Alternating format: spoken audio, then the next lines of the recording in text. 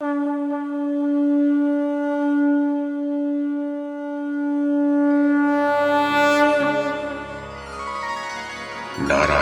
नमस्कृत्य नरं चैव नरोत्तमं देवीं सरस्वतीं व्यासं ततो जयमुदीरयेत्।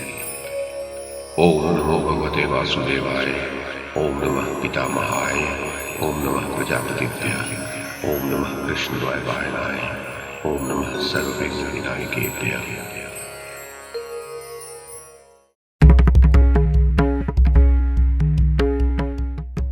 नमस्कार। महाभारत कथा श्रृंखला में आपका स्वागत है। श्रीमन महर्षि वेद व्यास द्वारा रचित महाकाव्य महाभारत को एक कथा श्रृंखला के रूप में प्रस्तुत करते हुए पिछली कड़ी में मैंने मूल संस्कृत ग्रंथ के प्रथम पर्व, जो आदि पर्व के नाम से प्रसिद्ध है, उसके 5वें उपपर्व आस्तिक पर्व में कही गई वासुकी और जरत्कारु का आस्तिक को सर्प यज्ञ में भेजने की जो कथा है, उसे आपको सुनाया था। अब इस कड़ी में इसी आस्तिक पर्व में आस्तिक द्वारा सर्प यज्ञ रुकवाने की जो कथा कही गई है, उसे मैं कमल किशोर आपको सुनाता हूं।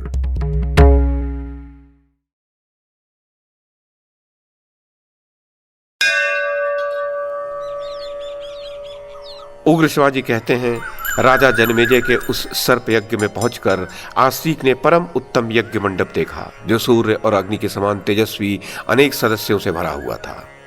द्विश्रेष्ठ आस्तिक जब यज्ञ मंडप में प्रवेश करने लगे, उस समय द्वारपालों ने उन्हें रोक दिया। तब आस्तिक ने उसमें प्रवेश करने की इच्छा रखकर उस यज्ञ की राजा जन्मेजय, ऋत्विजों, सदस्यों तथा अग्निदेव की एक लंबी स्तुति की।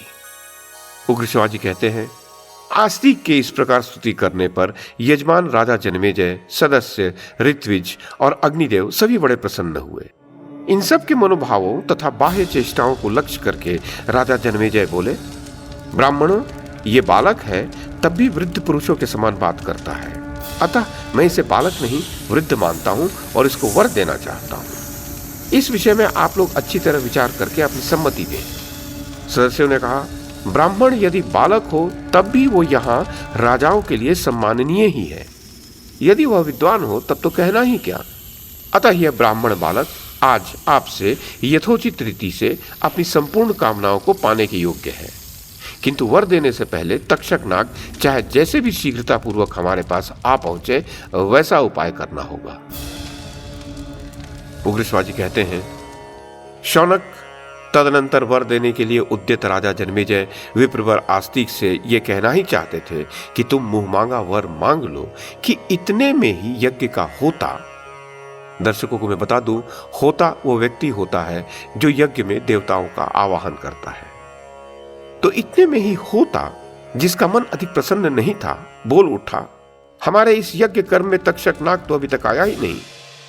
जन्मेजय ने कहा, ब्राह्मणों, जैसे भी यह कर्म पूर्ण हो और जिस प्रकार भी तक्षक नाग यहाँ शीघ्र से शीघ्र आ सके, आप लोग पूरी शक्ति लगा करके वैसा ही प्रयत्न कीजिए, क्योंकि मेरा असली शत्रु तो वही है। ऋत्विज बोले, राजन, हमारे शास्त्र जैसा कहते हैं तथा अग्निदेव जैसी बात बता रहे हैं, उसके अनुसार तो तक्षक नाग भय से पीड़ित हो इंद्र के भवन में छिपा हुआ है। लाल नेत्र वाले पुराण वेत्ता महात्मा सूत जी ने पहले ही यह बात सूचित कर दी थी। तब राजा ने सूत जी से इसके विषय में पूछा। पूछने पर उन्होंने राजा से कहा, नरदेव, ब्राह्मण लोग जैसी बात कह रहे हैं वो ठीक वैसी ही है।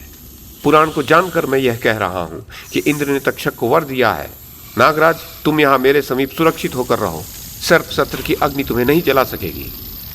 ये सुनकर यज्ञ की दीक्षा ग्रहण करने वाले यजमान राजा जन्मेजय संतप्त हो उठे और कर्म के समय होता को इंद्र सहित तक्षक नाग का आकर्षण करने के लिए प्रेरित करने लगे। तब होता ने एकाग्रचित होकर मंत्रों द्वारा इंद्र सहित तक्षक का आह्वान किया। तब स्वयं देवराज इंद्र विमान पर बैठकर आकाश मार्ग से चल पड़े। उस समय संपूर्ण देवता सब ओर से घेर कर उन महानुभाव इंद्र की स्तुति कर रहे थे। अप्सराएं, मेघ और विद्याधर भी उनके पीछे पीछे आ रहे थे। तक्षक नाग उन्हीं के उत्तरीय में छिपा हुआ था। भय से उद्विग्न होने के कारण तक्षक को तनिक भी चैन नहीं आता था।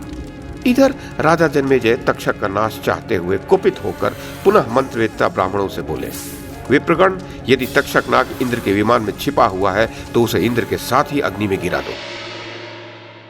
उग्र शिवाजी कहते हैं, राजा जन्मेजय के द्वारा इस प्रकार तक्षक की आहुति के लिए प्रेरित होता ने इंद्र के समीपवर्ती तक्षक नाग का अग्नि में आवाहन किया, उसके नाम की आहुति डाली। इस प्रकार आहुति दी जाने पर क्षण भर में इंद्र सहित तक्षक नाग आकाश में दिखाई दिया। उस समय उसे बड़ी पीड़ा हो रही थी।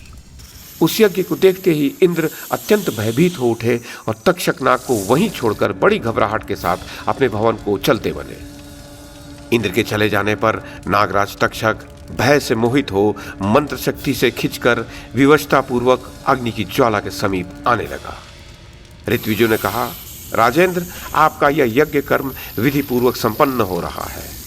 अब आप इन विप्रवर आस्तिक को मनोवांछित वर दे सकते हैं। जन्मेजय ने कहा, ब्राह्मण बालक, तुम अप्रमेय हो, तुम्हारी प्रतिभा की कोई सीमा नहीं है। मैं तुम जैसे विद्वान के लिए वर देना चाहता हूं। तुम्हारे मन में जो अभीष्ट कामना हो उसे बताओ। वह देने योग्य न होगी तो भी वो तुम्हें मैं अवश्य दे दूंगा। ऋत्विज बोले, राजन, ये तक्षक नाग अब शीघ्र ही हमारी वश में आ रहा है। वो बड़ा भयानक चित्कार कर रहा है। उसकी भारी चिल्लाहट अब सुनाई देने लगी है।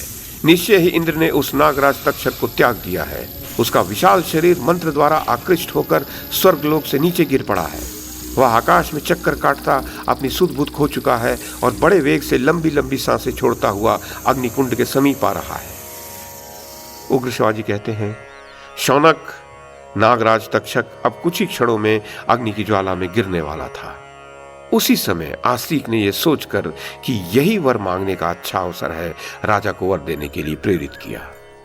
आस्तिक ने कहा, राजा जन्मेजय, यदि आप मुझे वर देना चाहते हैं तो सुनिए, मैं मांगता हूं कि यह यज्ञ बंद हो जाए और अब इसमें सर्प न गिरे। उग्र शिवाजी कहते हैं, आस्तिक के ऐसा कहने पर वे परीक्षित कुमार जन्मेजय खिन्न चित्त होकर बोले, विप्रवर, आप सोना, चांदी, गौ तथा अन्य अभिष्ट वस्तुओं को जिन्हें भी आप ठीक समझते हो मांग ले। वह मुंह मांगा वर मैं आपको दे सकता हूं, किंतु मेरा यह यज्ञ बंद नहीं होना चाहिए।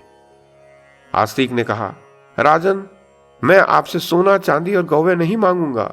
मेरी यही इच्छा है कि आपका यह यज्ञ बंद हो जाए, जिससे मेरी माता के कुल का कल्याण हो। उग्र शिवाजी कहते हैं, भृगुनंदन शौनक, आस्तिक के ऐसा कहने पर राजा जन्मेजय ने उससे बार बार अनुरोध किया, विप्र शिरोमणे, आपका कल्याण हो, कोई दूसरा वर मांगिए। किंतु आस्तिक ने कोई दूसरा वर नहीं मांगा। तब संपूर्ण वेदवेत्ता सभासदों ने एक साथ संगठित होकर राजा से कहा, ब्राह्मण को स्वीकार किया हुआ वर मिलना ही चाहिए।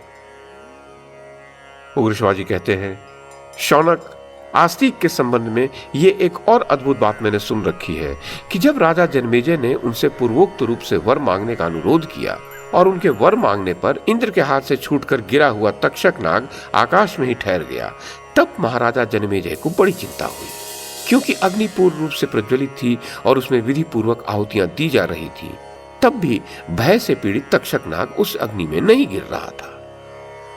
शौनक जी ने पूछा, सूत, उस यज्ञ में बड़े बड़े मनीषी ब्राह्मण उपस्थित थे, क्या उन्हें ऐसे मंत्र नहीं सूझे जिनसे तक्षक शीघ्र अग्नि में आ गिरे? क्या कारण था जो तक्षक अग्निकुंड में नहीं गिरा? उग्र शिवाजी कहते हैं, शौनक, इंद्र के हाथ से छूटने पर नागप्रवर तक्षक भय से थर्रा उठा। उसकी चेतना लुप्त हो गई। उस समय आस्तिक ने उसे लक्ष्य करके 3 बार इस प्रकार कहा, ठहर जा, ठहर जा, ठहर जा। यह कहते ही तक्षक आकाश में उसी प्रकार ठहर गया जैसे कोई मनुष्य आकाश और पृथ्वी के बीच में लटक रहा हो। तदनंतर सभासदों के बार बार प्रेरित करने पर राजा जन्मेजय ने यह बात कही, अच्छा, आस्तिक ने जैसा कहा है वही हो, ये यज्ञ कर्म समाप्त किया जाए। नागगण कुशल पूर्वक रहें और ये आस्तिक प्रसन्न हो। साथ ही सूत जी की कही हुई बात भी सत्य हो। जन्मेजय के द्वारा आस्तिक को यह वरदान प्राप्त होते ही सब और प्रसन्नता बढ़ाने वाली हर्षध्वनि छा गई और पांडव वंशी महाराज जन्मेजय का वह यज्ञ बंद हो गया। ब्राह्मण को वर देकर भरतवंशी राजा जन्मेजय को भी प्रसन्नता हुई। उस यज्ञ में जो ऋत्विज और सदस्य पधारे थे, उन सबको राजा जन्मेजय ने सैकड़ों और सहस्त्रों की संख्या में धन दान दिया। लोहिताक्ष, सूत तथा शिल्पी को, जिसने यज्ञ के पहले ही बता दिया था कि इस सर्प सत्र को बंद करने में एक ब्राह्मण निमित्त बनेगा, प्रभावशाली राजा जन्मेजय ने बहुत धन दिया। जिनके पराक्रम की कहीं तुलना नहीं है, उन नरेश्वर जन्मेजय ने प्रसन्न होकर यथा योग्य द्रव्य और भोजन वस्त्र आदि का दान करने के पश्चात शास्त्रीय विधि के अनुसार अवभृत स्नान किया। आस्तिक शुभ संस्कारों से संपन्न और मनीषी विद्वान थे। अपना कर्तव्य पूर्ण कर लेने के कारण वे कृतकृत्य एवं प्रसन्न थे। राजा जन्मेजय ने उन्हें प्रसन्न चित्त होकर घर के लिए विदा दी और कहा, ब्राह्मण, मेरे भावी अश्वमेध नामक महायज्ञ में आप सदस्य हों और उस समय पुनः पधारने की कृपा करें। आस्तिक ने प्रसन्नता पूर्वक बहुत अच्छा कहकर राजा की प्रार्थना स्वीकार कर ली और अपने अनुपम कार्य का साधन करके राजा को संतुष्ट करने के पश्चात वहां से शीघ्रता पूर्वक प्रस्थान किया। वे अत्यंत प्रसन्न हो घर जाकर मामा और माता से मिले और उनके चरणों में प्रणाम करके वहां का सब समाचार सुनाया।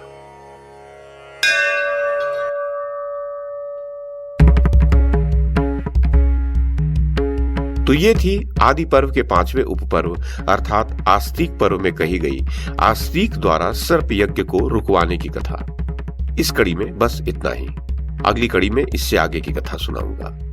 YouTube के माध्यम से महाभारत की कथा को एक श्रृंखला के रूप में प्रस्तुत करने का हमारा यह प्रयास यदि आपको सराहनीय लगा हो तो कृपया इस कड़ी को लाइक और शेयर करें, चैनल को सब्सक्राइब करें और बेल आइकन को दबाएं। साथ में अन्य लोगों को भी देखने के लिए प्रेरित करें।